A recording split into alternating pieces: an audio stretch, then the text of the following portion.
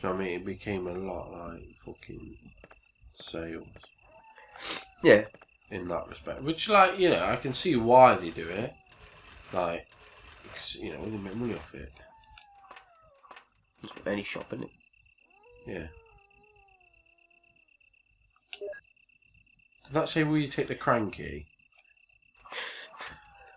Some fucking swinger. Cranks.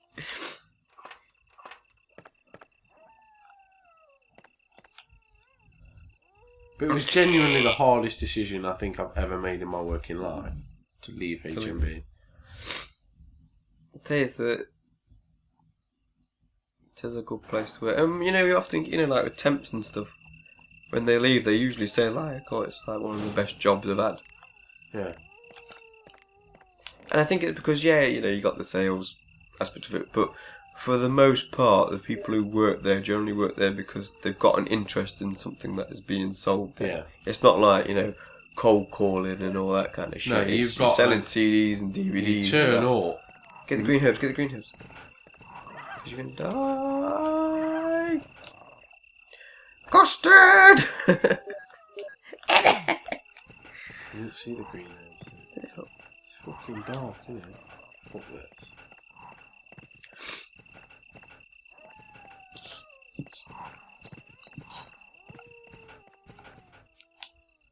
Dogs seem a bit faster. I don't know if it's just me. I don't know. Yeah, maybe. It's the power of the Saturn for you. Makes dogs faster. Makes dogs go zoom zoom. Yeah, but like I say, it's because you've got an interest, don't you, in what you're doing, in what you. Although you know, you go, well, you know, people on the outside will go, yeah, well, it's just you're just selling shit. You could be stacking beans, yeah, but I'm not. I'm interested in what I'm putting on the shelf. You know what I mean? There'd be no end of times where like I'd be putting stock out, you'd be putting stock out, I'd see something we'd never seen before. I'd be like, oh mate, have you seen this? Yeah. And you'd just have a laugh about it. That is the worst, darkest full motion video I've ever seen.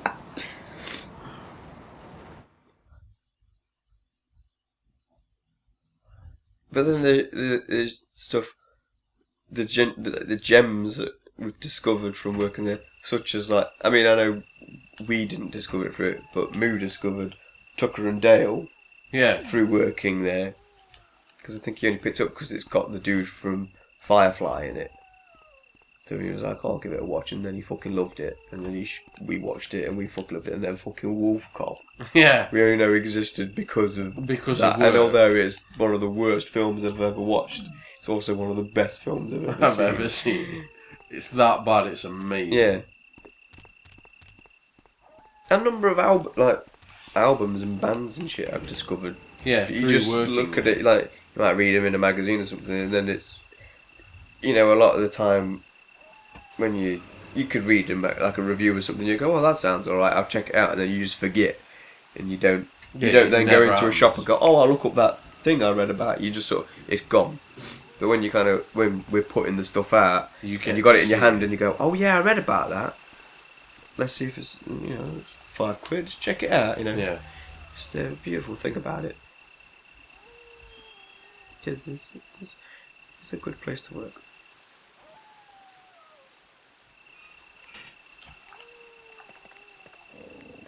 But you know, it will be better getting paid to play video games all day. Yeah, that'd be even better.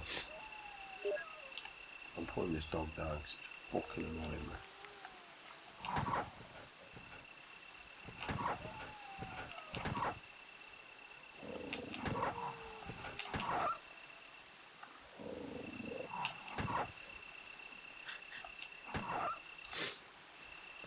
You put it. Yeah, and like I say, it genuinely was the hardest decision I've ever made in my working life. To leave. But you moved on to better things. Yeah, I don't regret my decision 1 minute. And it's not because, you know, I didn't like working there or I didn't like the people or whatever, but I think my time, it just felt like my time there had come to an end and I need to do something else.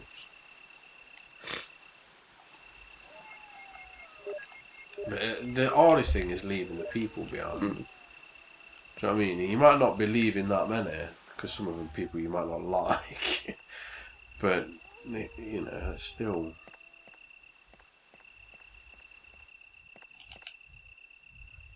It's still hard decision to make. And especially when it's all you've ever done. All I'd ever done is ever worked in a shop, even before HMB. Same here, really. A brief spell in a call centre. Selling flowers. Flowers? Yeah, it was for Interflora. Which, well, I wasn't selling flowers. People were ringing up and ordering flowers. And then they'd say, what would you recommend? And I go, I can't see a single fucking flower in this dank office. There are no flowers, but I recommend the geraniums. How long did you work there for? Mother's Day at one bit, so it was like a weekend, and then I think I worked there for a couple of months later on in the year. Was that after you'd left H&B? Yeah. And it was a few months after I came back from the States on one of my visits. And then I basically saved up some money for a few months, and then I went to the States again. And then was unemployed for about a year. And then came back to HMV. And the rest is history. It's horrible though, isn't it, being unemployed? Oh yeah.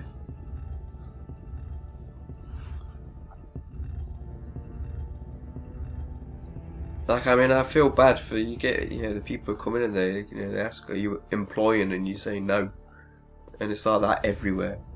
Yeah. Nowhere isn't employing.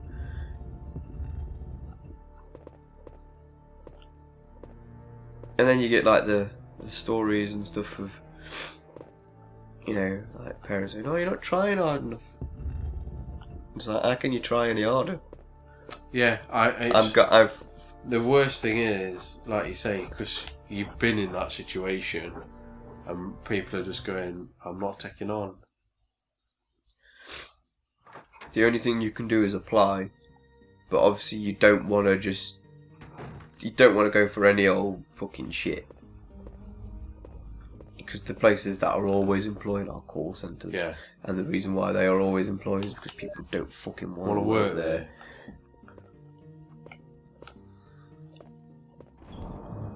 Yeah, you don't want to, you know, even if you are on the dole, you don't want to go somewhere that's got a help wanted or vacancy sign outside permanently. You know, there's something wrong there. Indeed.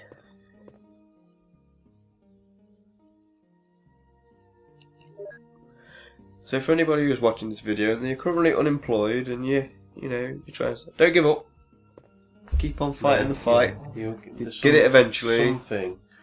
So, you know, I know everybody says something will turn up, but all you can do is apply. You know, if you're not applying, you're not in the game. Exactly.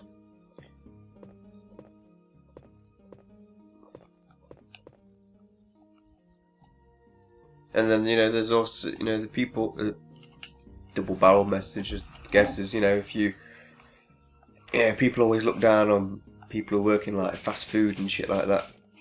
There's nothing degrading about earning a living. Yeah, don't listen to people like that, because otherwise you'd be like, well, if you didn't work there doing the fast food, people who were moaning about it wouldn't be able to get their burger and fries. Yeah. And, you know, people, you know, you're a cleaner, it must be a degrading job. It's like, well, if I didn't do it, who's going to do it? Yeah. You'd be walking around in shit. So, you don't have to necessarily love it. No, and you can always apply for something else when you're in work. Nothing's ever permanent. No. You have to look at it that way, think, right, okay, well, this might be, you know, you might be elbow deep, literally in shit, cleaning toilets out.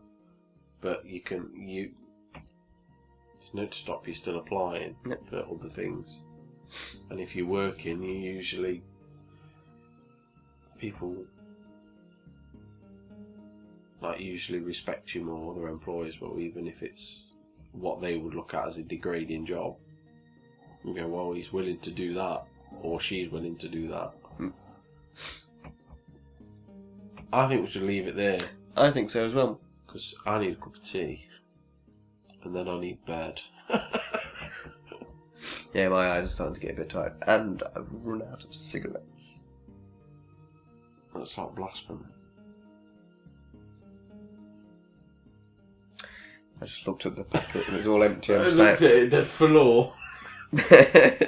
Oh, no, please. Well, I didn't actually think I'd be smoking today because I've had that cough, but it's been alright for most of the day, so I've been, I just fancy a fag. Yeah.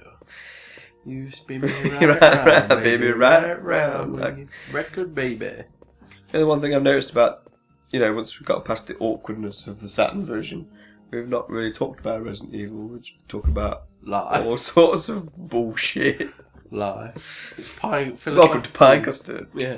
Philosophical PieNCustard. Or something like that, or just us talking shit. Do you reckon she's getting dizzy? She's not even looking there, she's turning up. She's still looking forward. Dizzy bitch.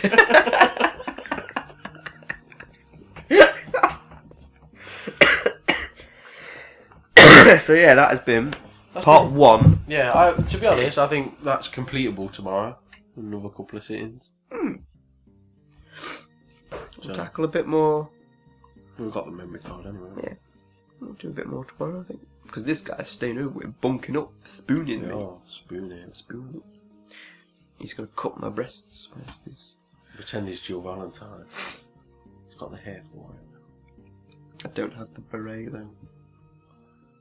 Oh, I can't even say you can leave your hat on. You can leave, yo. I can wear another hat. I have several hats. Yeah, but it was the beret that was doing it for me. Some shoulder pads, mate. Shoulder pads got fucking hard on just looking at them horrible pixels. Like that bit in Scary Movie, innit, where he's making her wear all his American football shit. Yeah, now put my helmet on, baby. Now do me, you do me. Oh yeah, Kieran.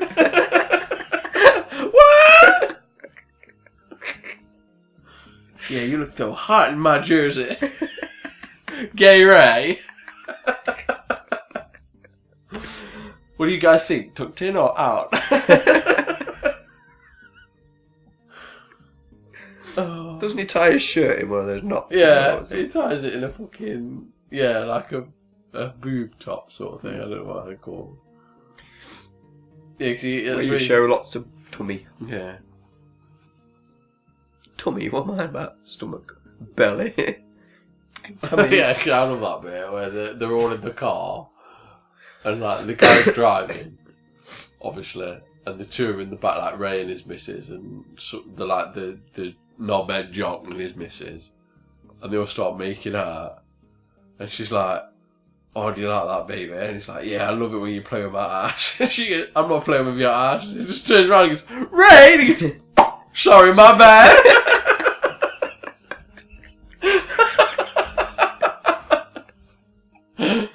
Isn't it? It's the jock in it who takes the picture of his cock in it and it's dead small, it's dead small. And he comes out with all like, "I love it," and it's like, "It's not the size of the hammer, it's the nail you're hitting it with." Yeah, because they leave the picture on his finger there in his locker. Or yeah, he's got a tiny dick. Scary Movies 8. The first one, definitely. Yeah. And the best thing of the second one, "Take my strong hand." They're the only two you need to see. Yeah. But yeah, so from Scary Games, Scary Movies. Scary Movie. So that has been, part 1 of Resident Evil on Sega Saturn. It's, honestly, people, once you get used to the controller, it plays just like the PlayStation version. Just getting past that. It's fun with it. Yeah, and don't use the strange small Sega Saturn controller. Use the big one. Use the proper one that comes with the console. I assume that's the proper one. I think so. They both say Sega, like trademark on it, because that's a Sega D-pad for definite. Yeah. I imagine it might have been the same people who complain about the Xbox pad being too big. So the Sega Saturn pad's too big. I know, we'll just chop a little bit off the top. Literally. But yeah, so I, on this particular occasion, have been Barry Burton. And I, on this particular playthrough, have been Joe Valentine. I meant to say occasion. But on this particular Caucasian. So we shall see you. You see that bed on the screen? That's where I'm sleeping. It's a bit small, isn't it? So I'm going to shrink myself down. Bling, bling, bling. Bloop, bloop, bloop.